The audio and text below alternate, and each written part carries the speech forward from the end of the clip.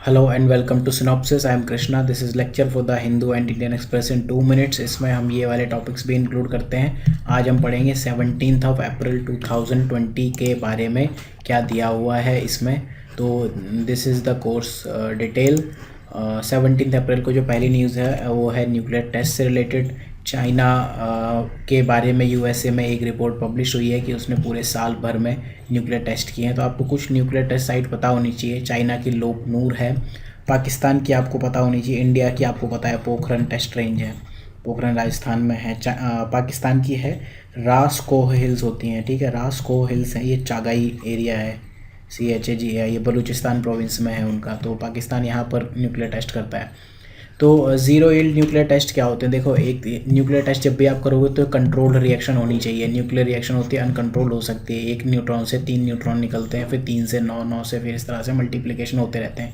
इसमें आप इन दो को कंट्रोल करोगे तो इस टाइप की रिएक्शन होती है ज़ीरो यील्ड, ठीक है। इसमें क्या होता है, कोई एक्सप्लोजिव चेन रिएक्शन नहीं होती उस टाइप की जैसे कि किसी एटॉमिक बॉम्ब में होती है। सिमिलर टाइप की ज़ीरो यील्ड से थोड़ा ज़्यादा आपका हो सकता है न्यूक्लियर रिएक्टर में।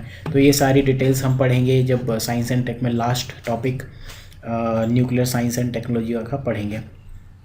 फिर अभी जब पूरी दुनिया में रिसेशन चल रहा है या फिर इकोनॉमिक क्रैश या इकोनॉमिक क्राइसिस तो आप कह ही सकते हो, तो फिर गोल्ड प्राइस राइज क्यों कर रहे हैं? देखो, ऐसा देखा गया है कि जब भी कोई मेजर इकोनॉमिक क्रैश या रिसेशन होता है तो गोल्ड प्राइस हमेशा इंक्रीज़ होते हैं। इसका रीज़न क्या है? गोल्ड एक एफिशिएंट टूल है जिससे कि आप इन्फ्लेशन या इकोनॉमिक अनसर्टेनिटीज़ को कंट्रोल कर सकते हो।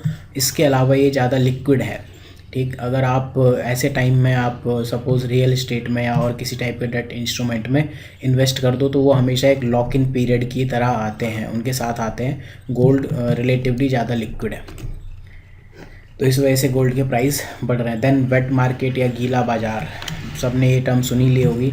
ये एक ऐसा मार्केट प्लेस है जहाँ पर फ्रेश मीट, फिश या इस टाइप के पेरिशेबल गुड्स मिलते हैं।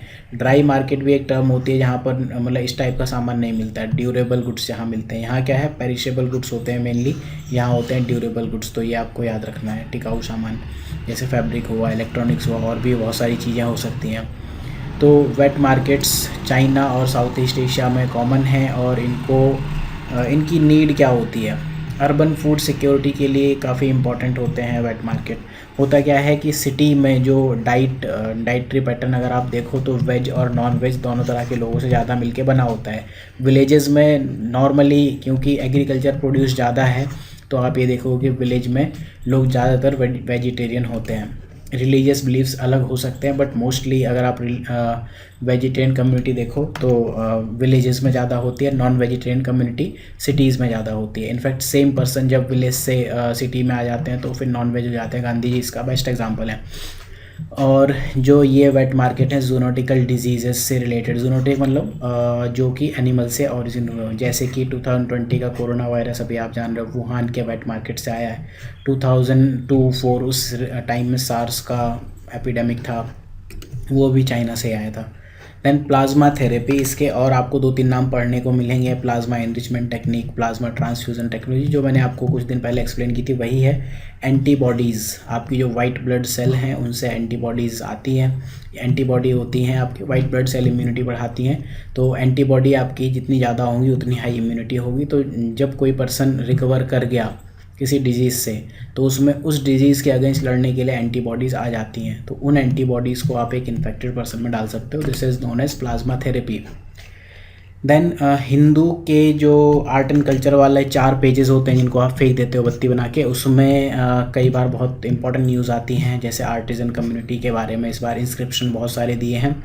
तो आर्टिजन्स को कदम, राष्ट्रकूट और गंगा इंस्क्रिप्शन में विश्वकर्मा कहा जाता है। ये मत याद करो कि इसमें क्या कहा जाता है, आपको ये नाम याद करने हैं। ये जो नाम है ये याद करने चाहिए आपको। अलानगुड़ी, अगर आप ऐसे जो साउथ इंडियन टर्म्स हैं इनमें कंफ्यूज हो तो हिंदी पढ़ा करो हमेशा, कभी भी आर्ट एंड कल्चर में आपको हिंदी पढ़नी चाहिए। अलानगुड़ी, गुड़ी जब भी होता है ये मोस्टली तमिलनाडु में होता है। तो अलानगुड़ी इंस्क्रिप्शन ये रथकार बोलते हैं। और जो होयसाला इंस्क्रिप्शन ये पांचाल बोलते हैं। पांचाल ये मत याद करो, बस आपको एक्सप्लेन करने के लिए बता रहा हूँ। 5 फोल्ड क्लासिफिकेशन किया गया है आर्टिजन कम्युनिटी का, जिसमें गोल्ड स्मिथ आ सकते हैं, पीतल स्मिथ आ सकते हैं, ब्लैक स्मिथ, ये सारे लोग आ सकते हैं। आंध्रा इंस्क्रिप्शन में इनको इसी से मिलता जुलता नाम है पंचनामुवारू, पंचनाम वारू। वारू एक फिर आंध्रा टर्म हुई। देन कंगानापल्ली, हल्ली इज़ कन्नड़ा वर्ड और पल्ली इज़ आंध्रा वर्ड। पल्ली मीन्स विलेज, हल्ली मीन्स विलेज इन कर्नाटका। तो कहीं अगर हल्ली आपको लिखा हुआ है तो जैसे लास्ट ईयर एक हल्ली कोई सा हल्ली इंस्क्रिप्शन था, दैट वाज फ्रॉम कर्नाटका, जो कि यूपीएससी ने पूछा था प्री में। तो कंगनापल्ली इंस्क्रिप्शन ये कहता है कि एक नायक का राज था उस टाइम पे, इनको टैक्स एग्जम्पशन दिया हुआ था।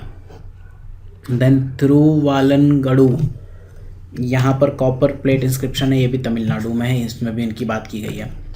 इसके बाद गल्फ़ कॉपरेशन काउंसिल GCC, देखो ये क्या है, इसका हेडक्वार्टर तो सऊदी अरेबिया में। पहले आपको पता होना चाहिए कि गल्फ़ का मतलब क्या है। ये जो पर्शियन गल्फ़ है ये वाली, ठीक है, तो इस पर्शियन गल्फ़ के चारों तरफ नहीं, लेकिन सिर्फ इस तरफ वाली कंट्रीज़ GCC का मेंबर है। याद रखना, इराक और ईरान इसके मेंबर नहीं है। 2016 में ये क्वेश्चन पूछा था, जिसमें मेनली यही पूछा था कि ये मेंबर हैं या नहीं। अगर आपको ये पता है देन इट इज़ फाइन, ठीक है। तो गल्फ़ कॉपरेशन काउंसिल, इसका हेडक्वार्टर सऊदी अरेबिया, सबसे बड़ा आई थिंक रियाद यहाँ कहीं है, तो यहाँ पर इसका हेडक्वार्टर है। जो कंट्रीज़ से नहीं लगते वो इसमें शामिल नहीं है, इराक और ईरान इसमें शामिल नहीं है।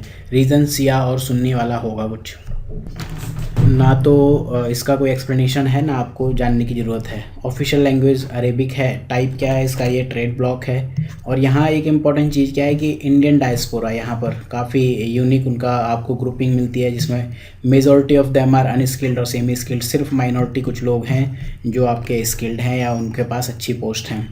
और ये जो GCC के लोग हैं, अराउंड 40% फॉरेन एक्सचेंज जो रेमिटेंसेज हैं GCC से आते हैं। देन एक बॉडी है फालतू सी, I don't think it is important for prelims, but पिछले कई दिनों से न्यूज़ में आ रही है, IATA, international air transport association. Around 300 airlines, 117 countries और around 82% of global air traffic को ये रिप्रेजेंट करते हैं। इसका हेडक्वार्टर्स है मॉन्ट्रियल, कनाडा में। देन मेंस इन 300 टॉपिक में अगर आप देखो तो एविएशन इंडस्ट्री स्लोडाउन के ऊपर आज हिंदू में आर्टिकल है। इंडियन एक्सप्रेस में कोई ऐसा आर्टिकल नहीं है, तो इसको कवर करेंगे हम मेंस इन 300 टॉपिक में। So thank you for watching, have a good day, please stay in home, stay safe. Lecture ठीक लगे तो आप लाइक शेयर सब्सक्राइब कर सकते हो।